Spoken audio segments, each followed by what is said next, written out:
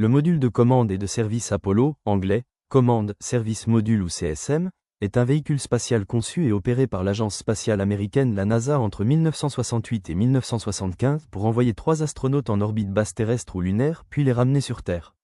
Développé dans le cadre du programme Apollo pendant la course à l'espace, il est l'un des 3 véhicules avec la Saturn V et le module lunaire qui permettent pour la première fois à des hommes de marcher sur la Lune.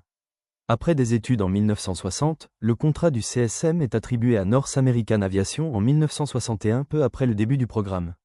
Il est d'abord imaginé comme un immense véhicule devant se poser directement sur la Lune et en revenir, puis lorsque le scénario du rendez-vous en orbite lunaire est adopté en 1962, il devient une moitié du véhicule Apollo avec le module lunaire LM.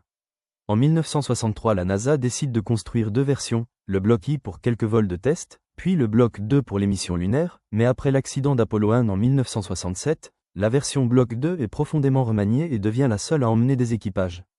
En 1968, la mission Apollo 7 en orbite basse terrestre valide le bon fonctionnement du CSM, rapidement suivi d'Apollo 8 qui emmène pour la première fois des astronautes en orbite lunaire.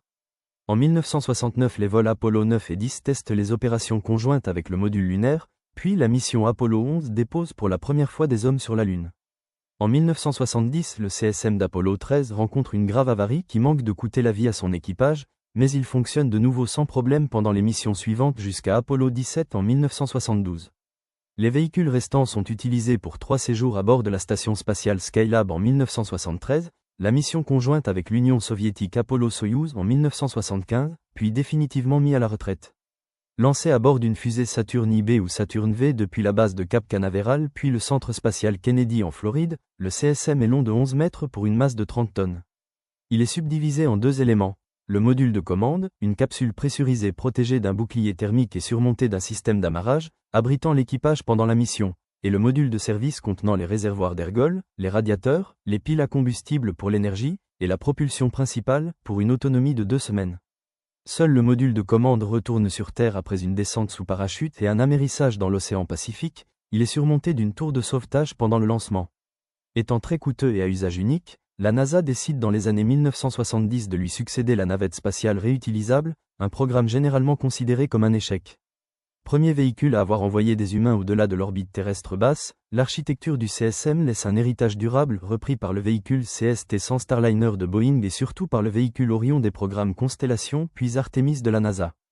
Plus d'une trentaine de CSM sont construits, dont 19 atteignent l'orbite et 15 emmènent des équipages, de nombreux exemplaires ayant volé ou non sont aujourd'hui dans des musées. L'Agence spatiale civile américaine, la NASA, est créée en octobre 1958 après le lancement du premier satellite artificiel Sputnik 1. Sa mission comprend notamment l'envoi d'un homme en orbite terrestre. Pour développer ces programmes, la NASA dispose de plusieurs établissements. Certains sont hérités du NACA, l'anglais, qui rassemble plusieurs dizaines de souffleries, Ham et Glenn aujourd'hui Lewis. D'autres sont rapatriés de l'armée de terre, Centre de vol spatial Marshall, qui développe les fusées nécessaires au programme, et du monde universitaire, Jet Propulsion Laboratory, consacré aux missions interplanétaires, ou créé à Beni-Îlot, Centre de vol spatial Goddard, consacré aux missions scientifiques et Centre spatial Lyndon B. Johnson, consacré au vol habité. Première réflexion sur une mission lunaire.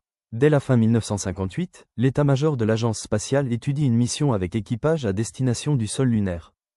Von Braun, consulté, estime que si le scénario du vol direct est retenu, un unique vaisseau est conçu pour être lancé, atterrir sur la Lune et en redécoller pour revenir sur Terre, cela nécessiterait une fusée de 6100 tonnes pour lancer un pareil engin, dont la masse estimée serait de 6170 kg. L'étage de descente et de remontée depuis la Lune n'est pas inclus dans cette masse, en partant de l'hypothèse que l'étage supérieur de la fusée utilise la technique de propulsion la plus avancée, moteur fusée brûlant le mélange hydrogène-oxygène, technique non maîtrisée à l'époque. Développer un lanceur d'une telle taille lui semblant un défi insurmontable, il recommande le lancement d'une quinzaine de fusées et l'assemblage en orbite terrestre basse d'un véhicule d'une masse approximative de 200 tonnes à partir de leurs charges utiles. Celui-ci, après s'être injecté sur une orbite de transfert vers la Lune, larguerait l'étage utilisé pour cette manœuvre. Parmi les inconnus, von Braun cite le comportement des matériaux dans l'espace, la protection des équipages contre les rayonnements et les météorites, les conséquences de l'apesanteur sur la santé des équipages. Plan décennal. Début 1959, un programme d'exploration spatiale pour les 10 années à venir est esquissé par un comité réunissant des spécialistes du domaine aérospatial. Pour les missions avec équipage, il est prévu de réaliser au cours de la deuxième moitié de la décennie 1960 et après les missions du programme Mercury, un vol faisant le tour de la Lune. L'atterrissage sur le sol lunaire est envisagé au cours des premières années de la décennie 1960. Les administrateurs de la NASA Glennan et Dryden valident ces objectifs. Pour remplir les missions assignées à la NASA sur la décennie à venir, ils demandent des fonds pour développer une famille comprenant 4 étages de lanceurs de puissance croissante, Vega, étage, Centaur, étage, Saturne et Nova. Bien que Nova et Vega ne dépassent pas le stade de la planche à dessin, le développement de Centaur, un étage de fusée utilisant un couple d'ergols novateur oxygène et hydrogène, et de Saturne, baptisé initialement Juno V, sont immédiatement des projets prioritaires. Un comité, le comité Goethe, chargé d'étudier le futur du programme spatial habité et réunissant des représentants des différents centres de la NASA, est créé en avril 1959 au sein de la NASA. Celui-ci définit au cours de sa première séance de travail des objectifs prioritaires et travaille par la suite sur les différents aspects techniques à développer, rentrée atmosphérique à grande vitesse, rendez-vous orbital, lanceur de grande puissance. Premières études du vaisseau Apollo. La conception d'un vaisseau spatial avec équipage à destination de la Lune est étudiée à la NASA dès 1960, alors que l'agence spatiale n'a pas encore envoyé un seul astronaute dans l'espace et qu'elle ne maîtrise aucune des techniques spatiales nécessaires. Le programme Mercury est en cours de développement et les Américains ne disposent que du lanceur Atlas, en cours de mise au point et capable de placer seulement une tonne en orbite basse. De nombreuses études sont lancées dans les différents établissements de la NASA et chez les industriels de la branche aérospatiale pour tenter de mieux cerner le déroulement d'une telle mission, ainsi que les caractéristiques techniques d'un vaisseau capable de remplir cet objectif. En juillet 1960, la NASA annonce que les missions qui prendront la suite du programme Mercury auront pour objectif de faire le tour de la Lune. Les industriels sont sollicités pour étudier la faisabilité de cet objectif. Lancement du programme Apollo. Ce programme est bouleversé par les soviétiques, qui lancent le premier homme dans l'espace, Youri Gagarin, le 12 avril 1961. Il devance de 3 semaines le vol du premier astronaute américain, Alan Shepard, qui doit se contenter d'un simple saut de puce dans l'espace, vol suborbital. Pour le corps politique et les Américains en général, c'est un camouflet qui remet en cause la supériorité de leur société à travers celle de leurs avancées techniques. Le président Kennedy décide en mai 1961 de relever le défi soviétique, en donnant comme objectif à la NASA d'envoyer des hommes sur le sol lunaire d'ici la fin de la décennie. Un des points soulignés par Kennedy dans son message est que les missions lunaires devaient être conçues de manière à limiter les risques courus par les astronautes. Mais le risque ne peut être nul, compte tenu des centaines de millions de pièces dont sont composés le lanceur et les vaisseaux spatiaux ainsi que des multiples innovations techniques introduites par le programme Apollo. Réduire le risque a un coût d'autant plus important qu'on recherche une fiabilité plus poussée. Par ailleurs, comment fixer le niveau de risque acceptable ?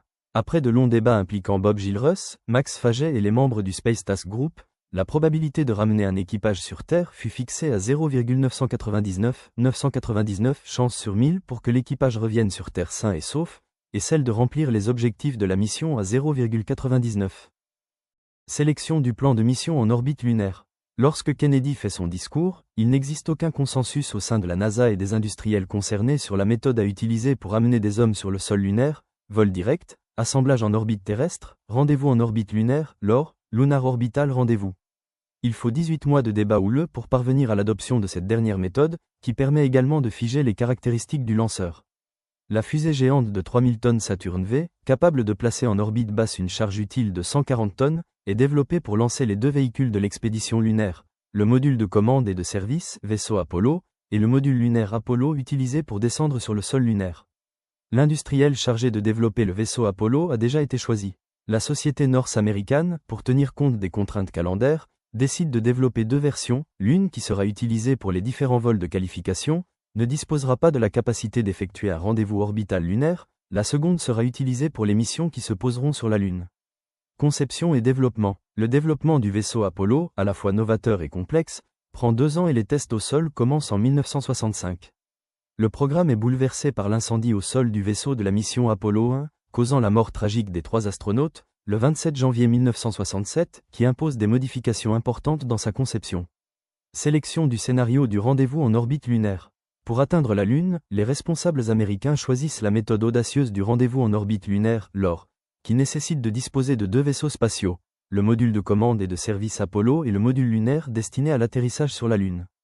La fusée géante de 3000 tonnes Saturne V, capable de placer en orbite basse une charge utile de 140 tonnes, est développée pour lancer les 2 véhicules de l'expédition lunaire.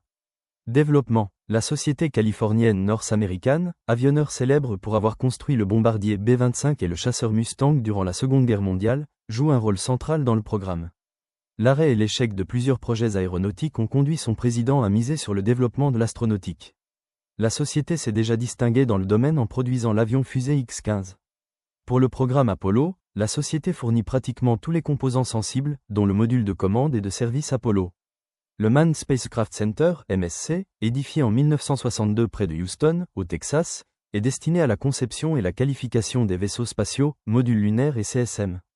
L'AM Research Center est un centre de recherche ancien, 1939, situé en Californie, dont les souffleries sont utilisées pour mettre au point la forme de la capsule Apollo en vue de sa rentrée dans l'atmosphère terrestre. Le véhicule spatial Apollo, ou module de commande et de service, abrégé en CSM, transporte les astronautes avant de les placer en orbite autour de la Lune, puis les ramène sur Terre. Ses deux principaux objectifs sont de fournir un environnement vivable durant une dizaine de jours à l'équipage et de réaliser les principales manœuvres permettant d'atteindre la Lune, de s'insérer en orbite, de quitter cette orbite puis de se diriger vers la Terre. Pesant plus de 30 tonnes, il est pratiquement 10 fois plus lourd que le vaisseau du programme Gemini. La masse supplémentaire, 21,5 tonnes, est en grande partie représentée par le moteur et les ergols, qui fournissent un delta V de 2800 mètres par seconde permettant au vaisseau de s'insérer en orbite lunaire puis de quitter cette orbite. Le vaisseau Apollo reprend une disposition inaugurée avec le vaisseau Gemini. Un module de commande, CM, abrite l'équipage et un module de service, SM, contient le moteur de propulsion principal, l'essentiel des sources d'énergie ainsi que l'équipement nécessaire à la survie des astronautes. Le module de service est largué juste avant la rentrée atmosphérique qui précède l'atterrissage. L'ensemble, composé du module de commande, du module de service et du LEM, Lunar Excursion Module, part alors vers la Lune. Arrivés près de la Lune, 2 astronautes passent dans le LEM, qui se détache, tandis qu'un astronaute reste en orbite lunaire. Lorsque la mission lunaire est terminée, une partie du LEM décolle, l'étage de remontée, et rejoint le module de commande. Les astronautes repassent dans le module de commande, qui se sépare du LEM, et le voyage de retour vers la Terre peut commencer. Avant de pénétrer dans l'atmosphère terrestre, le module de commande se détache du module de service, et il rentre dans l'atmosphère, protégé par son bouclier thermique. Après une phase de décélération qui atteint 4 grammes, le vaisseau a perdu sa vitesse horizontale et descend pratiquement à la verticale. À 7000 mètres d'altitude, la protection située à l'extrémité conique du vaisseau est éjectée et 2 petits parachutes se déploient pour stabiliser la cabine et faire chuter sa vitesse de 480 à 280 km/h. À 3000 mètres, 3 petits parachutes pilotes sont déployés latéralement par des mortiers pour extraire les 3 parachutes principaux en évitant qu'ils s'en mêlent. Le vaisseau percute la surface de l'océan à une vitesse de 35 km/h. Les parachutes sont immédiatement largués et 3 ballonnets se gonflent, de manière à éviter que le vaisseau reste la pointe sous l'eau. L'équipage est récupéré par des plongeurs montés sur des embarcations légères, tandis que le vaisseau est hissé sur le pont du porte-avions affecté à sa récupération.